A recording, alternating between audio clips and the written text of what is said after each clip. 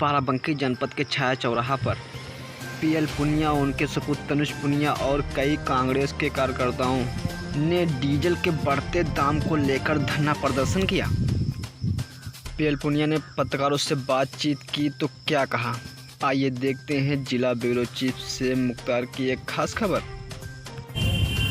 देखिए, कांग्रेस पार्टी की तरफ से पूरे हिंदुस्तान भर में ये speak up against diesel petrol hike कार्यक्रम है और हर जगह पर, हर जिले में कार्यक्रम चल रहा है।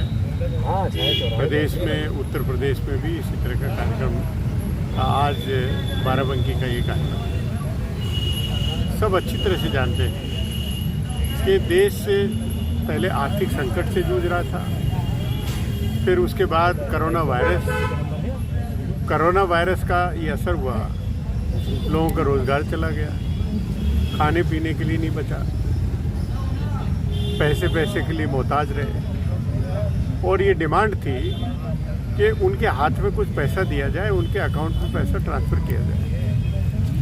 लेकिन वो करना तो दूर रहा, जो भारत सरकार ने और ऑयल कंपनीज ने मिलके आम आदमी, गरीब आदमी की जेब पे डाका डाला है, वो इसका नमूना है। जलते पर नमक छिड़कने वाला काम किया है।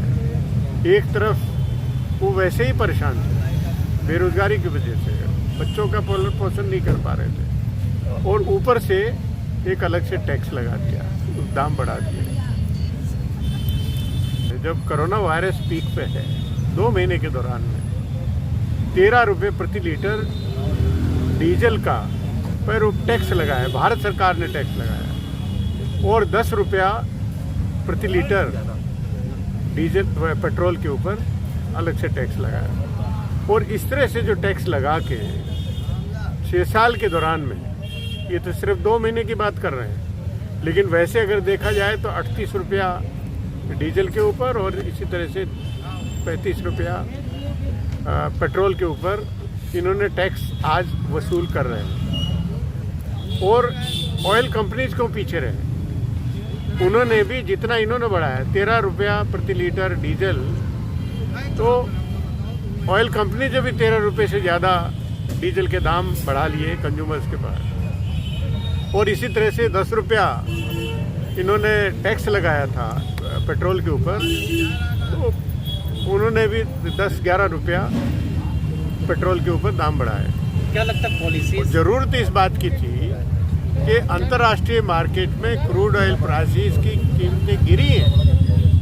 उम्मीद रखते थे कि वो कीमतें पेट्रोल डीजल की कम होंगी, तो कम होना दूर रहा, बेतहाशा इन्होंने जो ताबड़तोड़ बढ़ोतरी की है, ये वास्तव में बहुत ही खेदजनक है और जनता को परेशान करने के इरादे से किया है। पुनिया जी, सरकार लगातार किसानों की बात करती है, लेकिन डीजल में इतनी ज़्यादा बढ़ोतरी से, चूँकि धान की फसल बुआई चलने वाली, इससे तो ज़्यादा किसान ही प्रभावित होंगे, क्या कहेंगे इस पर? देखिए, देश के इतिहास में पहली घटना है जब पेट्रोल से डीजल महंगा हो गया।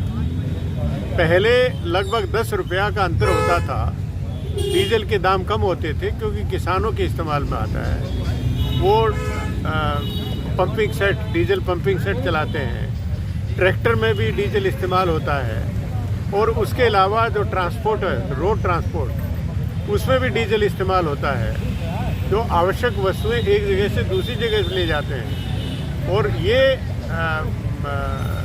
अगर उसमें दाम बढ़ेगा तो जाहिर है कि हर चीज़ के दाम बढ़ेंगे, तो इसलिए डीजल के दाम कम रखे जाते थे। लेकिन इन्होंने ऐसा नहीं किया। किसानों की जो बात कर रहे हैं, एक सर्वे हुआ है, किसानों की खेती प्रति बीघा 400 रुपया महंगी हो गई है। इन्होंने खाद के ऊपर टैक्स लगाया, इन्होंने जो पेस्टिसाइड्स है उस पर टैक्स लगाया, ट्रैक्टर्स पे लगाया, ट्रैक्टर पार्ट्स पे लगाया, तो किसानी महंगी हो गई।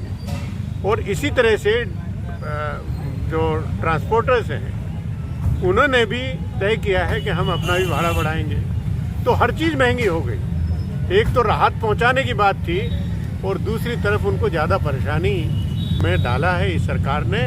इस सरकार ने पूरी तरह से स्पष्ट है कि बड़े बड़े अमीर घराने के लोग उनको तो सब रियायतें देते हैं, उनके टैक्स में भी कमी करते हैं, लेकिन गरीबों को जो इस्तेमाल करने के, आम आदमी को इस्तेमाल करने की चीज़ें हैं उन पर टैक्स लगा के महंगी से महंगी करते जा रहे हैं। कहीं ना कहीं व्यापारियों को फायदा पहुंचाने के लिए किया जा रहा है। देखिए, व्यापारियों के ऊपर भी टैक्स लग रहा है, वो जीएसटी से परेशान है।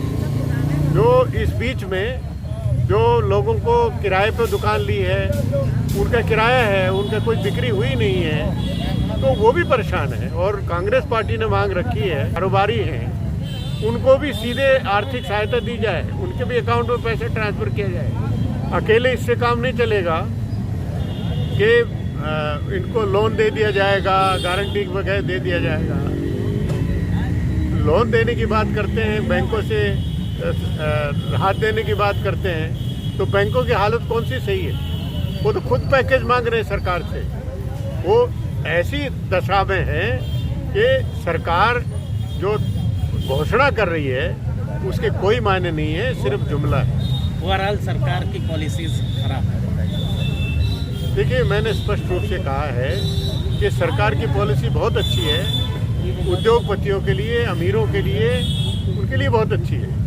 लेकिन किसान है, मजदूर है, प्रवासी मजदूर है या मध्यम वर्ग का व्यक्ति है, उनके लिए तो एक जुल्म की तरह से इन्होंने किए हैं और बहुत सबसे ज़्यादा परेशानी है इस पर।